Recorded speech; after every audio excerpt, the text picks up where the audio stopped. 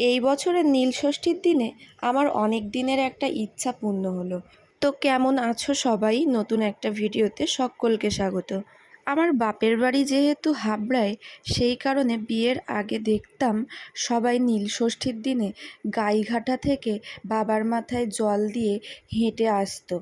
শুনেছিলাম গাইঘাটার যমুনা নদীতে সবাই স্নান করে তারপরে বাবার মাথায় জল দিত। আর সেই থেকে আমারও খুব ইচ্ছা হয়েছিল গাইঘাটার যমুনায় স্নান করে বাবার মাথায় জল ঢালার। সাধারণত নীলষষ্ঠী মায়েরা তার সন্তানের মঙ্গলের জন্যে করে থাকে। ওই কারণে এই বছর আমি ভাবলাম যে নীলষষ্ঠীটা করাই যাক। আর এইদিকে জানুর বাবাকে আমার ইচ্ছার কথা বলতে সে আমাকে নিয়ে গেছিল গাইঘাটায়। এমনিতেই জানুর বাবা আমার কোনোদিন কোনো ইচ্ছা অপূর্ণ রাখে না। সেখানে বাবার মাথায় জল ঢালবো শুনে সে তো আমাকে আরও খুশি হয়ে সেখানে নিয়ে গেছিল। আর নীল পুজোর দিনে আমরা কিন্তু অনেক সকাল সকাল গাইঘাটায় পৌঁছে গেছিলাম, কারণ ওখানে 12টা-1টার পরের থেকে এত পরিমাণে লোকের ভিড় হয়, ওখানে দাঁড়ানোরই জায়গা থাকে না।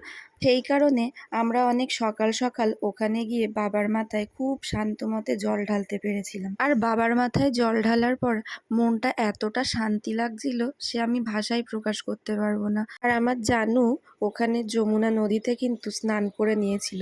ভেবেছিলাম ওকে স্নান করাবো না, কিন্তু সে মেয়ে তো স্নান না করে ছাড়লো না।